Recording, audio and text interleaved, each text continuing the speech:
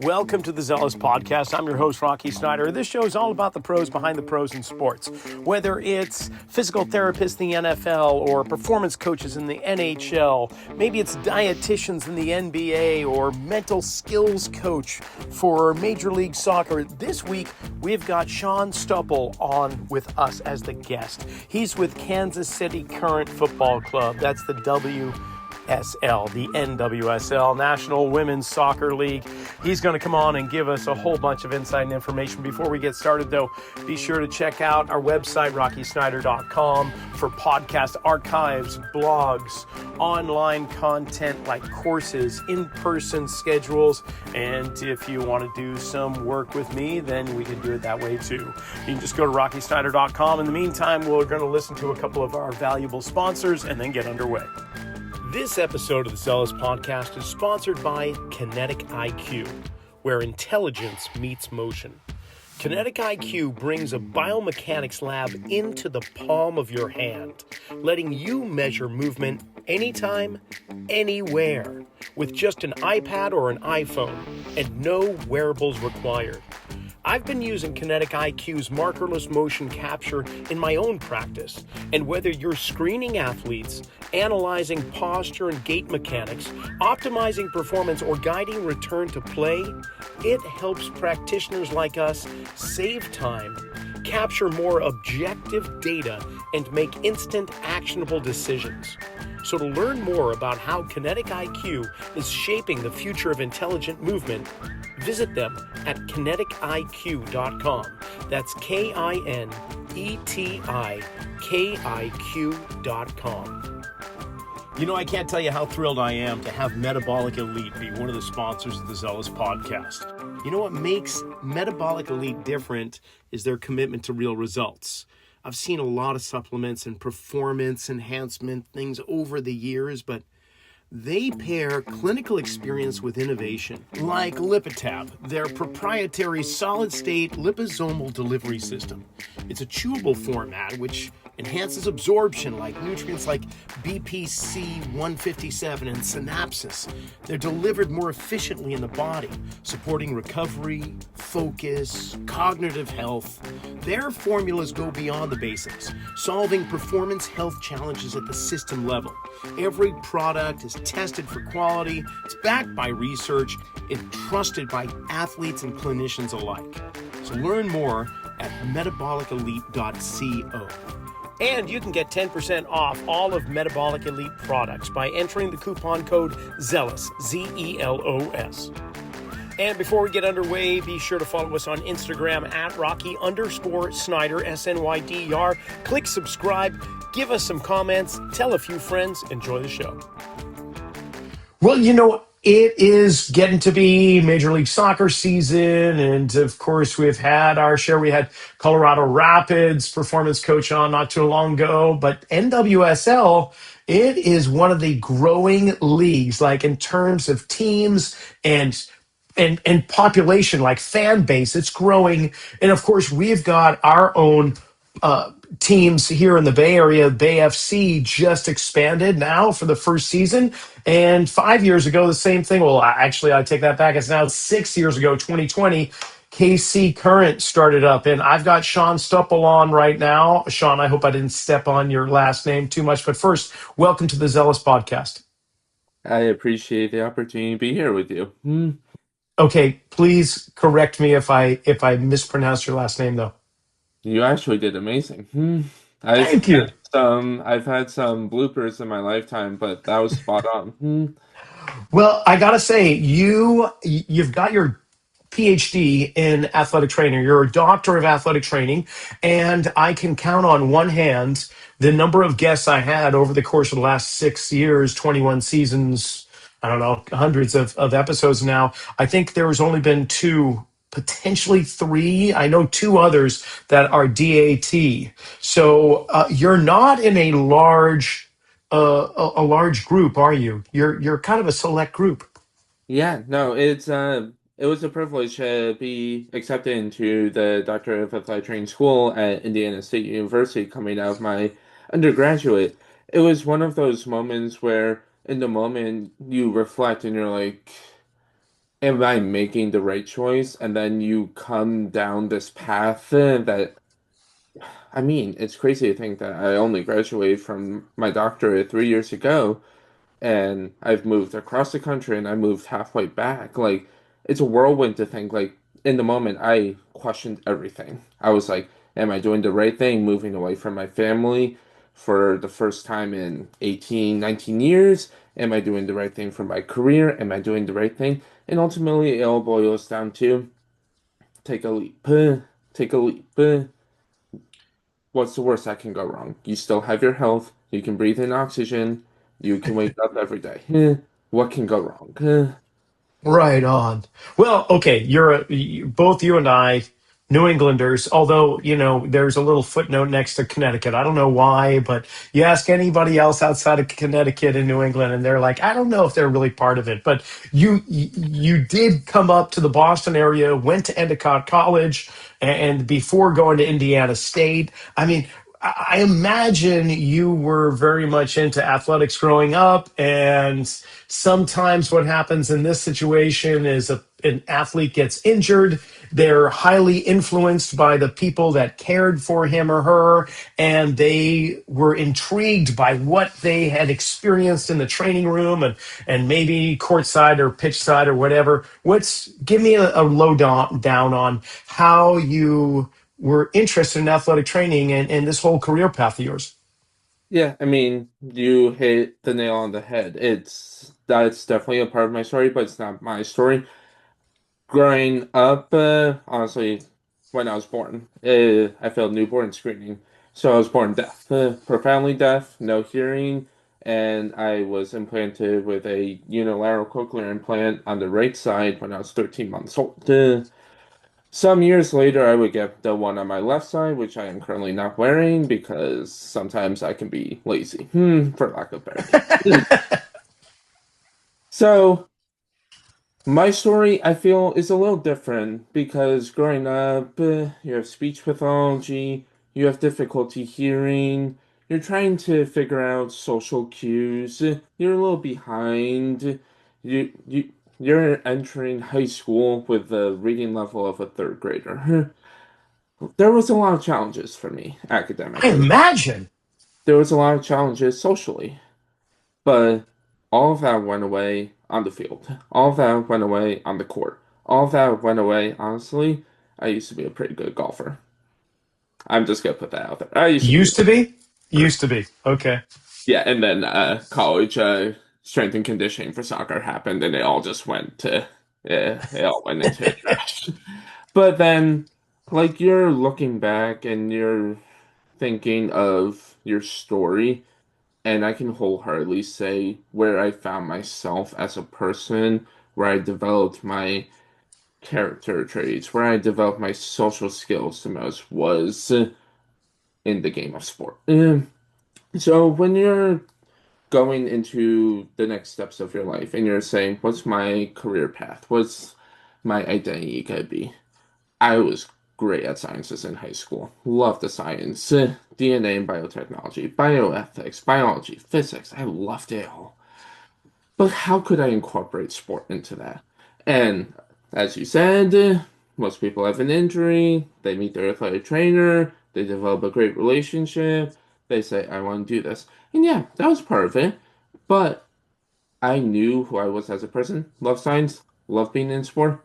I was not going to sit at a desk all day. I was not. Sure. Eh.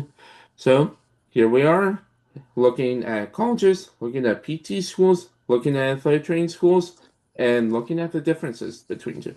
They seem very similar when you have no basic understanding of what an athletic trainer does or what a physical therapist does. But True. when you get into some of those differences, for me, athletic training was the route that I was going to take. So that's how I wound up at Endicott College. Nice. Yeah, I've had my daughter on as a guest here. Her name is Madison, and she is graduating just in a few months with her master's in athletic training. And same thing, she played football here, American football at our local high school. And I happen to be kind of like volunteer strength coach. and the local one of the local physical therapists was the volunteer athletic trainer here, and of course my daughter got bumped and bruised a little bit on the field, and she really, and happened to be the physical therapist was also a female, and they just had this rapport. And I had no idea in the moment how influential that relationship was until here we are, 5, 6 years later, or whatever the case is. And she's going to be following your footsteps. And I couldn't be thrilled more because, well, you all are first responders in the world of sports. Like, that's how I look at a big part of your role. Above and beyond all the other things that you do, you're the first on the scene when things go sideways. And so, out of curiosity, just not on, I don't want to, we're far enough away from Halloween, but I kind of like gore at the same time. What was the gnarliest, like, back, you going, oh my gosh, this is the most insane thing I've seen in competition. Like, you were right there for it. Yeah, I mean, two of them. One of them's personal. I've dislocated my ankle a couple times. Like, you don't want it to be yourself, but sometimes you are your own patient. Okay, all right. Well, I wasn't expecting that. Okay, dislocated ankles. Oh, if the listening audience, regular listeners know that I've got some foot affinities, but so I could dive into that. But what about an incident that didn't involve you? No naming names, but what was the issue? Just my undergraduate experience, working football in the fall, and as you know, sometimes you just get freak collisions. For me, I would say one of them is just a, complete elbow dislocation, arm bent backward 90 degrees. The other one I would say Oh, was actually pretty cool in my opinion is a defender and offensive, no, a defender and a wide receiver colliding. I don't even still understand how this happened, but the cleats raked against the kneecap and the skin just completely ripped open. And every time he flexed his quad, you can see that patella sliding back and forth. oh, that okay. That was the gore I was looking for. Beautiful Mhm. picture you just painted. Yeah. So you had an anatomy and physiology class on the field at the same time. Unbelievable. Yeah, definitely an interesting one when you're a sophomore, first clinical rotation, and you're just like, oh, I was just reviewing the basic anatomy in class the other day. Now I'm seeing the real life cadaver. Okay. Well, how to switch off of there to switch on to the current KC current NWSL. You guys had an amazing record last year. First of all, I think that was a record breaking win loss record. Am I right on that? Um, I know I'm a big bit biased, but best team in the history of the NWSL. Unbelievable. And so, how did you get to land the job as athletic trainer for the current? Yeah, I mean, you hear about it a lot, and I think it wasn't really until 2 years ago, like in undergraduate, it's the same expression. Connections, connections, connections matter, connection. And I never really fully processed because, as I mentioned earlier, like social cues, social development, somewhere that I lagged a little bit. I've really had to take pride in putting myself out there. So then, when it came to LinkedIn, when it came to when I was working in Arizona at Grand Canyon University, it was Oh, really making a lot of not just a connection like, hey, I'm gonna send you a LinkedIn connection and yay, we're besties. Like, that's not what a true, genuine connection is. So when I was able to make that connection, I had a director that sent me a post on Christmas Eve. It was like, hey, just got this email, open position at KC Current, here's the details, and my wife was just coming off the back of a surgery. We felt pretty isolated. We were away from family in Connecticut. My wife has family in Illinois. And we just realized we want to be a little bit closer. I knew it myself. I played college soccer. I ran cross country in college. I'm just competitive by nature. I knew there was always going to be a next step. So on Christmas Eve, I got the best present of just a simple job posting. And on Christmas Day, I was bothering my future director of sport performance with an email saying, "Hey, Merry Christmas. Please take me into your team." And sometimes it's just really who you have connections, who has built themselves up, built their name to say, "Hey, if I'm recommending this person, it's for a reason. You can trust me because I have built that confidence in you." So it was one of those cases where it was I had a connection at the right time, and I got to meet with our director of sport performance. I got to meet with our one of a kind head coach, our general manager, and I was flown out to preseason for a day, meet the team. Hey, are we gonna mesh well? Meet some of the players, fly back. I put my 2 week notice in the same day. It was one of those where sometimes you have the right time, perfect opportunity, and I was able to take it and I was able to run with it. And now, a year later, I'm interviewing candidates for a third assistant athletic trainer on our team. Wow. And Wow. So your support staff is really growing then. we are growing exponentially. Last year, it was two athletic trainers and one PT. This year, we're growing to a head of medical, three athletic trainers, two PTs, and medical interns. We are growing exponentially, and we are continuing to raise the standards. We, Oh, I'm sure that's you, awesome.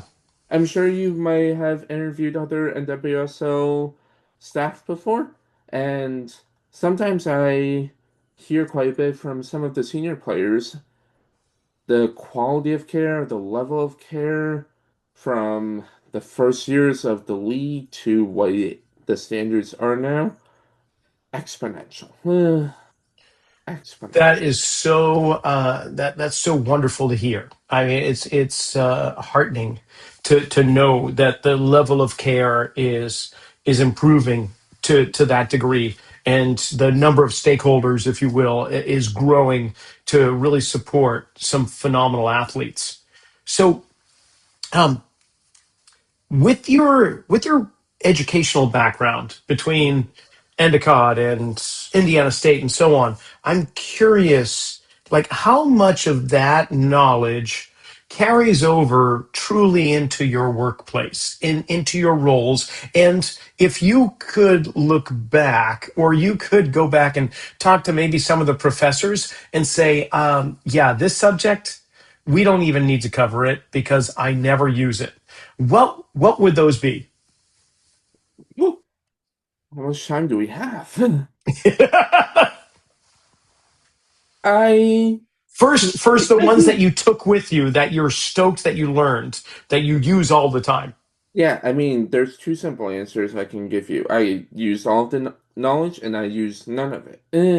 And the reason I say it like that is I use all of the knowledge because every practitioner practices individually. They all cultivate their own style. They all develop their method. They all develop their taping. They all develop their rehab. They all develop their evaluation. Everybody's different. And it comes from you take all of that knowledge and you eliminate some of it, but you're like, I really want to hold on to this. I want to refine this. And I think the refined piece that I want to talk about is what I completed my research on for my dissertation. And it was the uh, therapeutic alliance. And when I talk about the therapeutic alliance, it's a patient-provider relationship. Never before studied identified training. And it's really unique because where it is studied is nursing and where it is studied is psychology. Two fields where you don't have a constant daily interaction with your athletic trainer. That's what's so unique about our position. Hmm. I see these athletes every single day. And I need to be that safe space for them. But also, I need to be a space that pushes them. I need to be a space that listens to them. I need to be a space that encourages them. We have to take on so many different levels of the spectrum that I think we are truly the most diverse profession within the healthcare model. So when we look at that patient-provider relationship, what I really want to know is what helps to build that trust? What helps to strengthen that bond? What helps to say this athlete comes to me injured and I'm able to get them back out into the field. I can get them doing their rehab. I can get them doing all these things. One is transparency. They need to know what's going on. Some don't want to know what's going on, but they need to know what's going on. They need to know I had this lateral ankle sprain. This is the part of me that's affected. This is how long I will be out for. This is what I'm going to experience. This is what I need to do to get better. But I need to empower them because this is their injury. How are they processing this information? What do they want that will help to get them better? How can we create that conversation to say, hey, I know you want to do X, Y, and Z. Let's also consider A, B, and C. And then we can also mix in a little bit of Y and Z. How can we really involve them in that conversation? Because it's their injury, it's their rehab, it's their recovery, it's for them. I'm not doing this for me, I'm doing this for them. And then really looking at that intentionality. I'm not going to do 2 hours of treatment when I can select something else and achieve the same goal in 30 minutes. It's not about speed. It's not about who can do the treatment fastest, who can do the treatment hardest. It's about, hey, on this day, this is where I'll get the most effect. On the next day, because I did this, I can do this. And I think there's a lot that goes into that relationship that we still don't even know about. Looking at my research, it was all focused on the NCAA Division One athlete population, which honestly, a lot of that information has probably changed now that athletes can get paid up to $10 million in NIL. I don't even want to know what the players that are playing the national championship tonight are making. I don't want to know. But that's a driving force. That determines how they approach their rehab. I need to get back on field. I need to be stronger. I need to be faster. I'm making $10 million. Whereas when I was studying, it was like this sport is my identity. This is who I am. I want to get back. I want to win a national championship. I want to break the school record.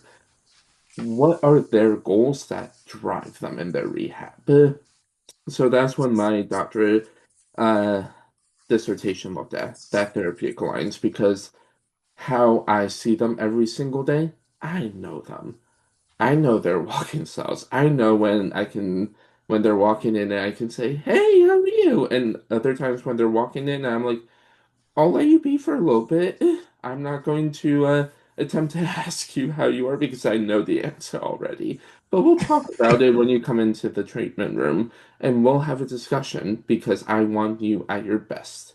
I want you at your best every single day when you're on the training field, when you're in the weight room, and I want you at your very best when you're on the field because especially in this current environment where I am now, their job is to be able to perform at their best during the training, to build them, to build their team, to build up their staff, so that on game day they go out and smash it.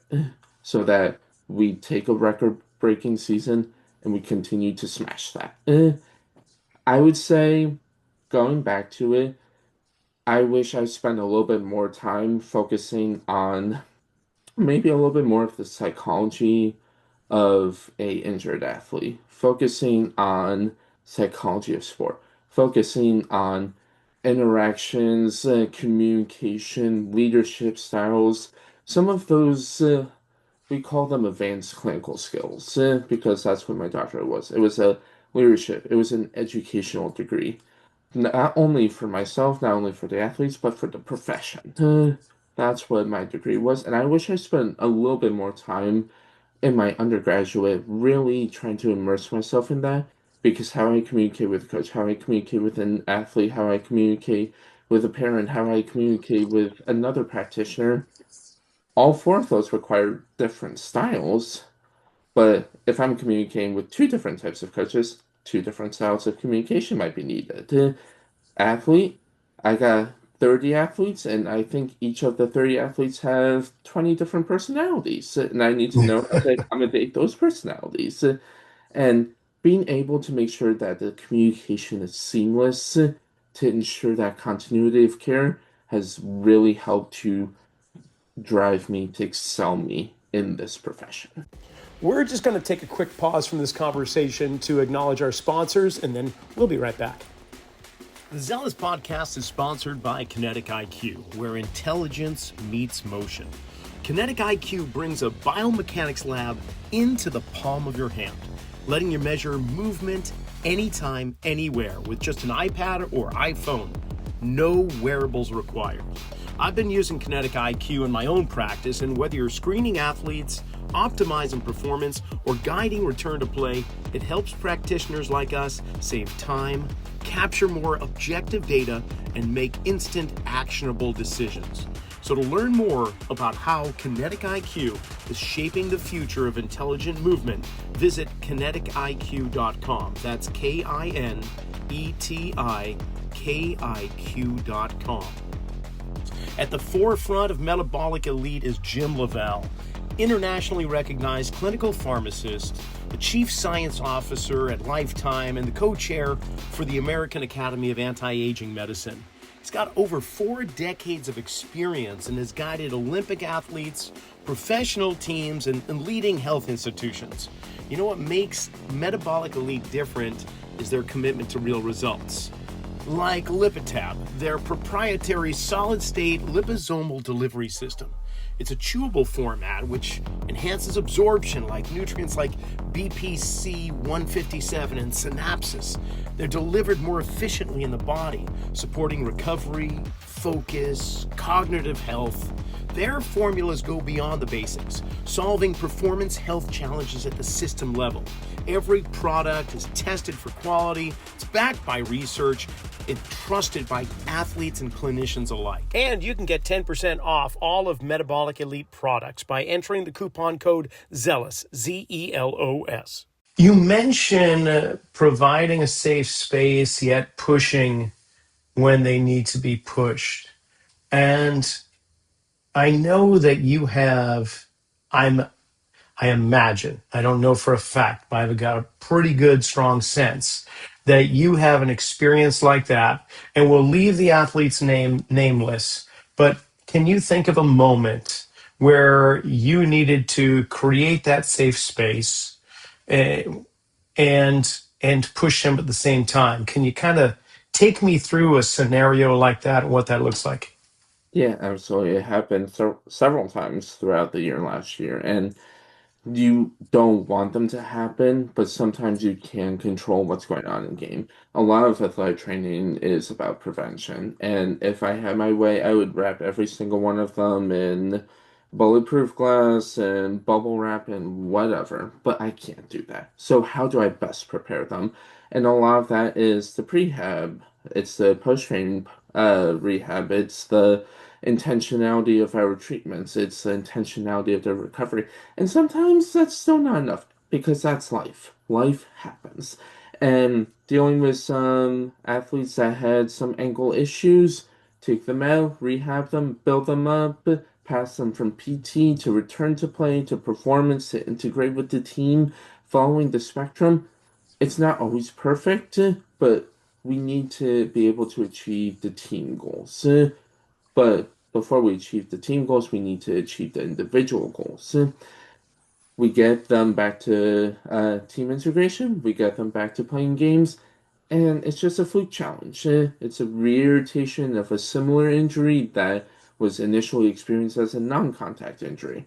I can't predict a clumsy challenge by an opposing player. I can't predict that. So then when we go in at halftime and the patient is freaking out, we're experiencing a lot of emotional distress, it's a safe space because it is very unfortunate. It is very frustrating. You spend all this time working your ass off to get back, to do your job, to excel at a high level. But then life happens. It's frustrating. So we create that safe space. I understand you're frustrated, and you are right to be frustrated. But now, let's take a breather. Let's get our senses calmed back down. Let's get our neurological in check. Let's get our emotions in check. We'll control what we can control. And if I feel that you are safe to continue, if you are stable, if you don't have any red flags, here's what we can do. We have these options at our disposal, and we'll make a team decision with the player involved about how we want to move forward. It's really the professional level is a unique setting. It's a very much an athlete first setting.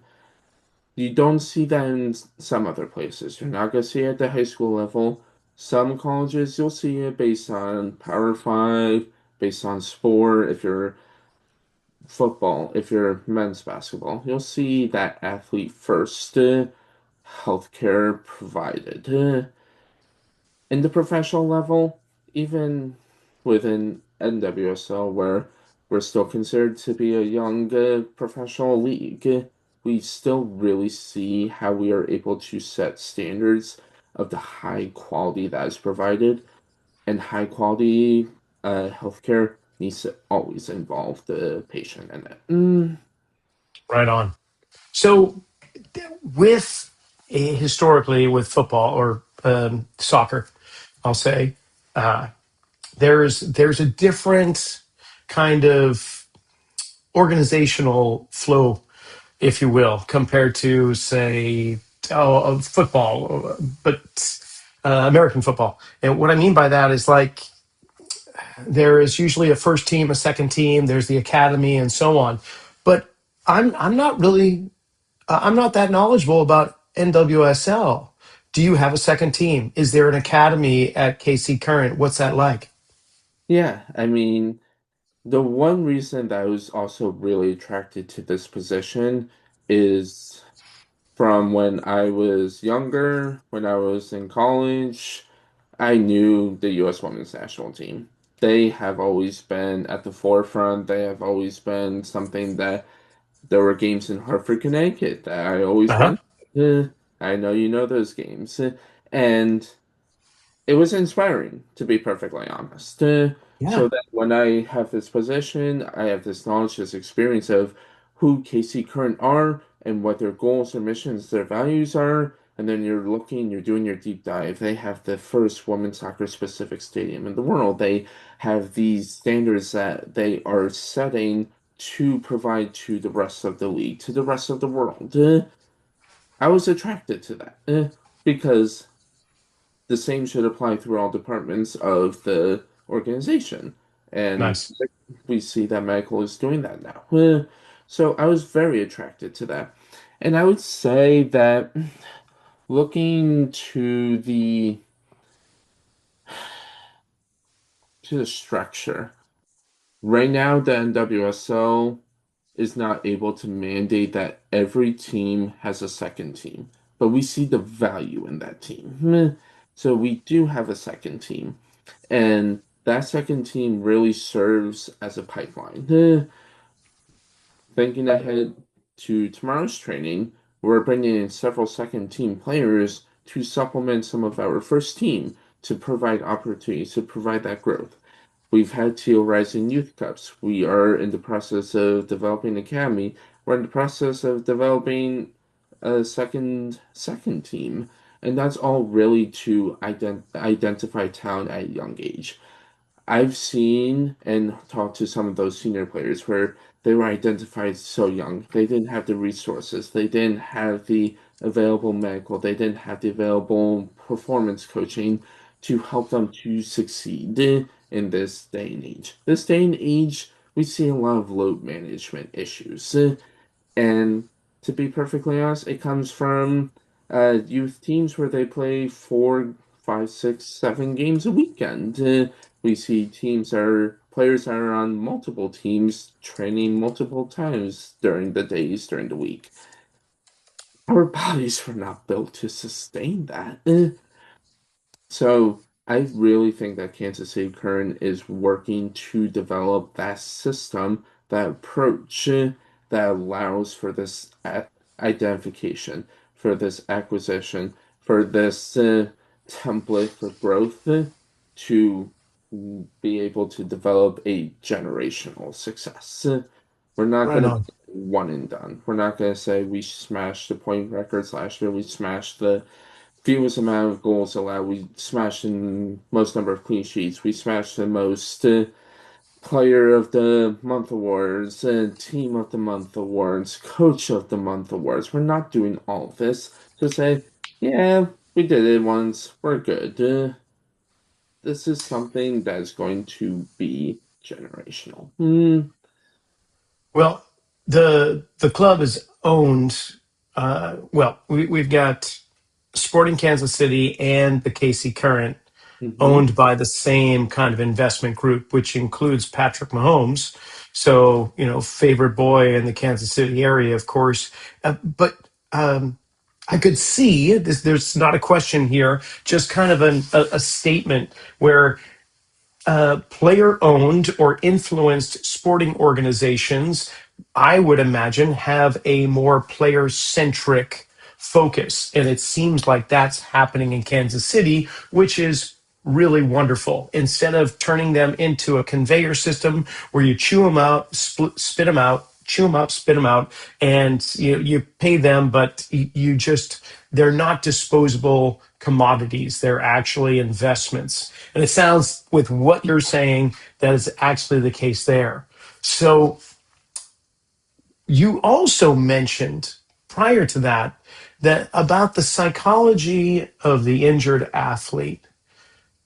Is that what is that where your interest is these days when thinking about what do I need to learn to improve upon my ability to be the most effective professional athletic trainer and individual component of this team? Or are there other elements? Like the what are the subjects that your eyes are focused on? Yeah, I mean, for me, psychology is a really big one. And I feel like conceptually, from a lot of research I'm seeing, like we have this conceptual idea that mental health is important. We have this conceptual idea that psychology of an injured athlete is a key factor in determining the success of the rehab process. We have all these conceptual ideas, but I feel like we are missing a gap in being able to actually implement it. And that's something that we're trying to fill because when we look at high performance team, we have sport performance coaches, strength and conditioning coaches, we have physical therapists, we have athletic trainers, we have dietitian, we have K- Casey Gurn has LMTs, massage therapists, we have chiropractor, we have a whole team of team physicians. It's a very high performance model. And what I'm expected to do is to be an expert in my area. For me, my expert is how can I help that recovery process, that treatment process, that hands-on process, that modality selection process, that what do I need to select today? What effect am I trying to get out of this either soreness, this treatment injury, this rehab? What is that effect that I'm trying to get out? And that's what my expertise is in. We also so for me, when I know that I'm lacking something, how do we fill that gap? And with that, we have our team psychologist. Now, our team psychologist is a sports psychologist, and sports psychologists are so far and few in the Kansas City area. So working through the health system, he's booked out for months and months and months and months.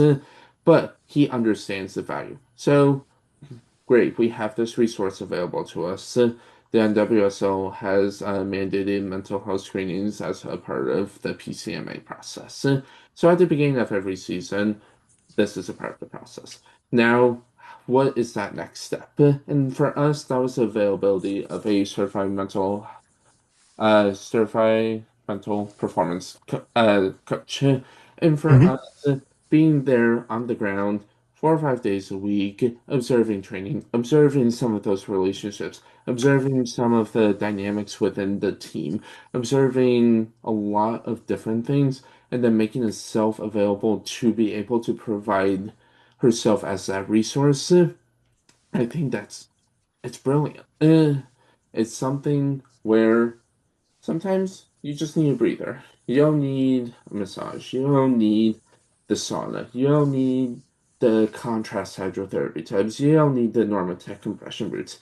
Sometimes you just need to be heard for 30 minutes. And once you get it out, you stand up and you move on. And I think everybody is unique. Everybody is an individual. What their needs are individual. So I think by this organization really developing that comprehensive medical approach has really allowed us to succeed. Talking with one of my coworkers, you look on a spectrum from 0 to 100. The reality is, us dealing with injuries, we want that to be closer to like 10%. We want that to be 10% of our job. We want the other 90% to be spent supporting the athletes, working on those prevention, creating opportunities for recovery, creating opportunities for them to be the best version of themselves. That 10% can really make us seem like a negative. When we're having to pull them out of training, when we're having to limit what they can do. That's just a little part of what we do. It's not the entire part.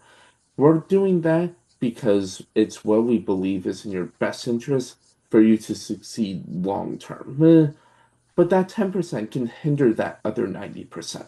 If they don't want to come talk to us, if they want to say, hey, this might not be in your scope, but can you set up an OBGYN appointment for me? Yes, that's what we're here for. We're here to treat you as a whole person. And women's health is something we are really working to tackle this year.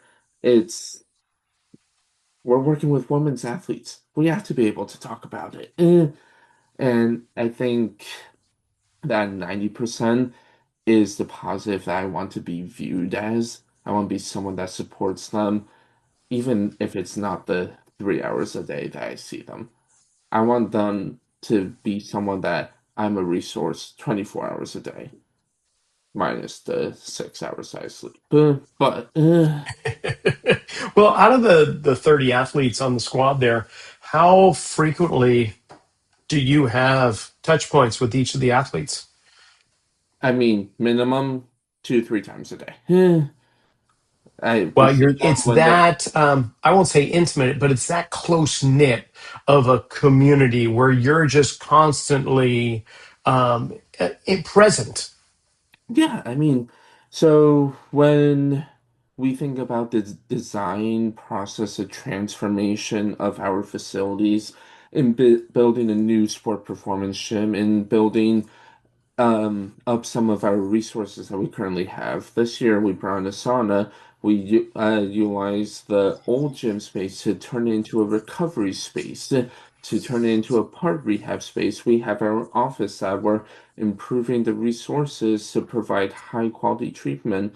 We have the player locker room, we have the meal room, we have the player lounge, we have meeting room, we have the actual brand new gym that is 20,000 square feet. We have turf space. We have 6 squat racks. We have state-of-the-art Kaiser machines. Like all of these Make focus me drool. They all make me drool with it envy makes right me now. drool.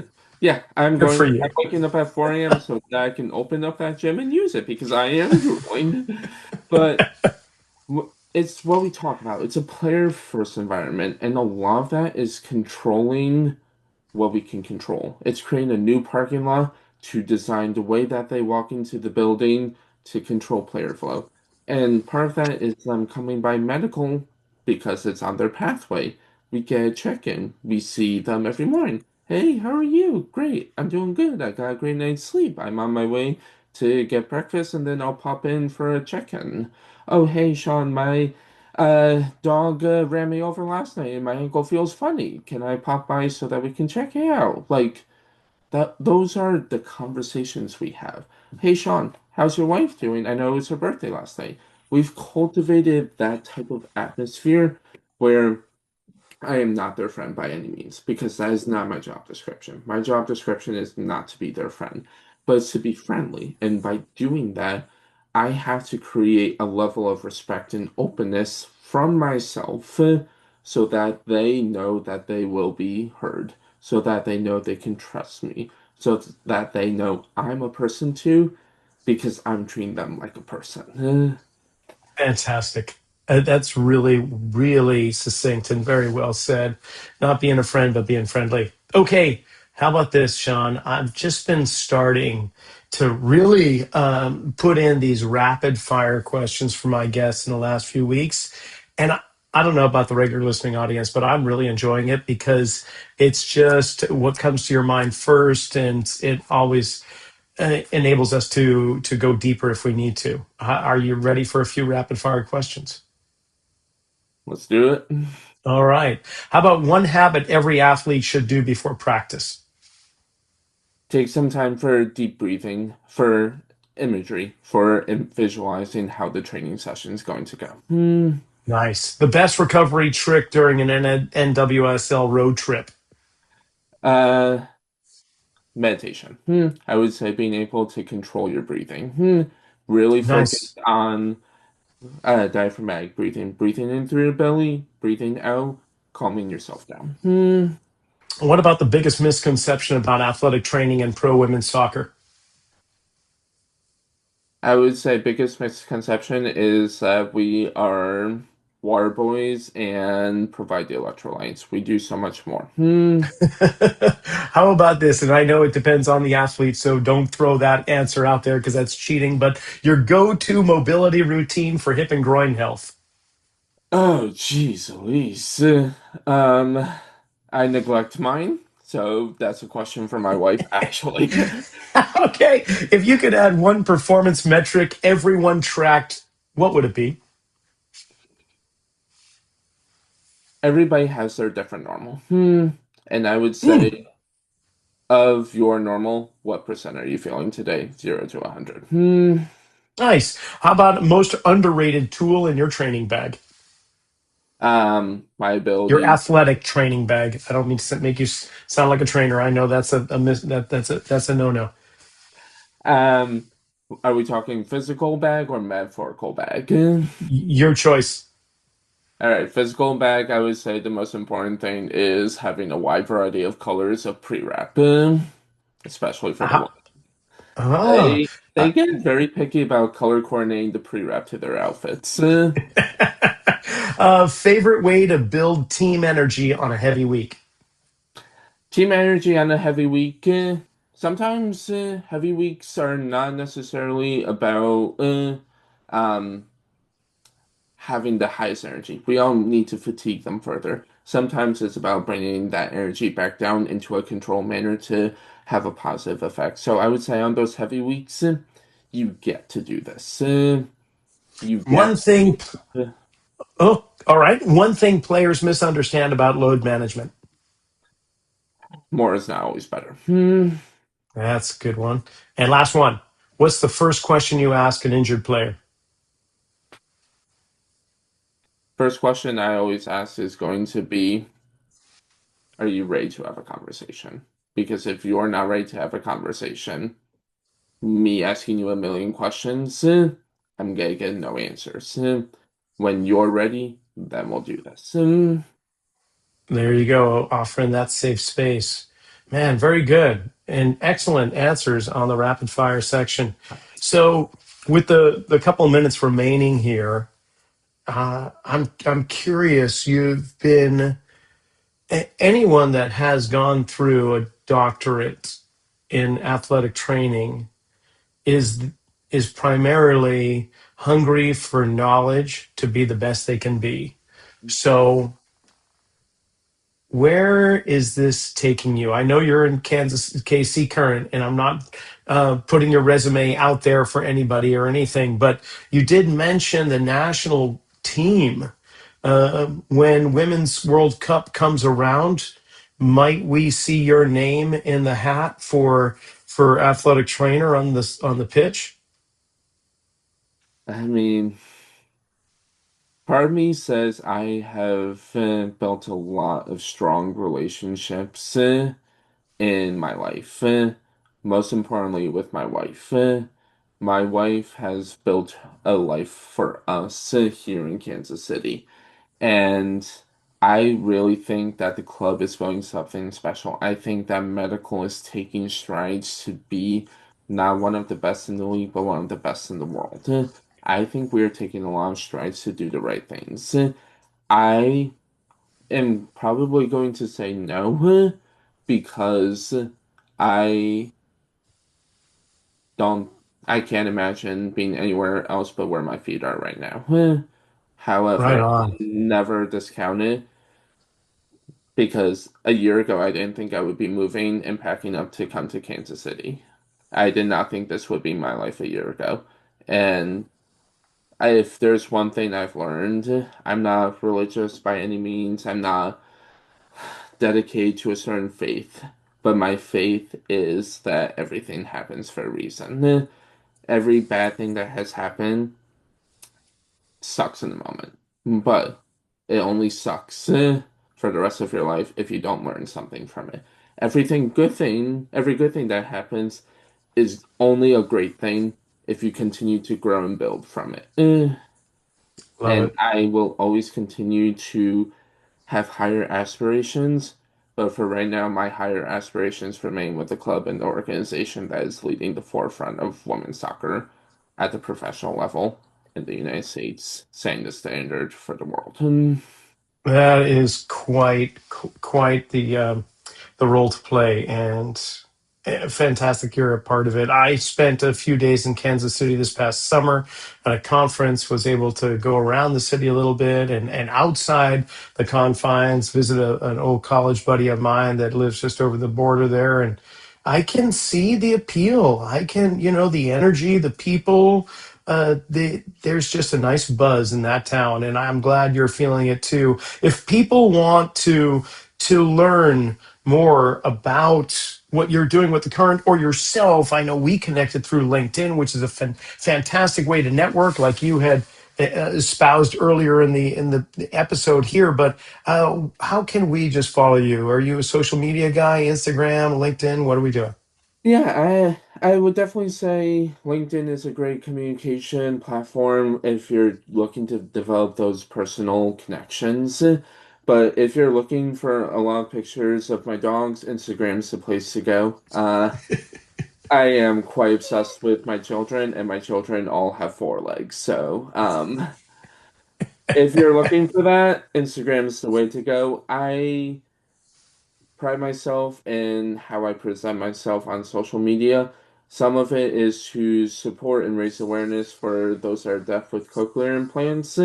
Other times it's just professional looking to advance the profession of athletic training. So whatever you're looking for, you'll find me out there.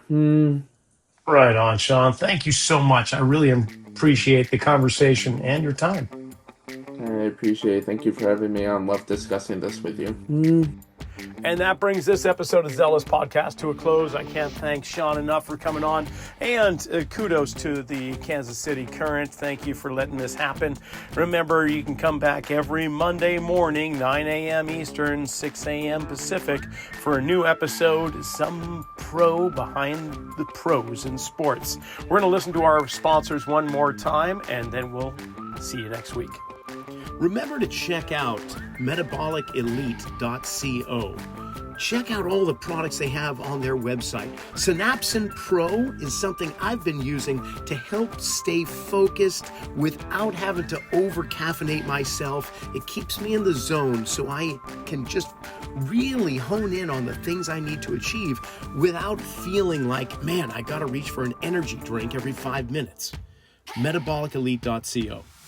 And don't forget, Kinetic IQ. They've got markerless motion capture for morons like me.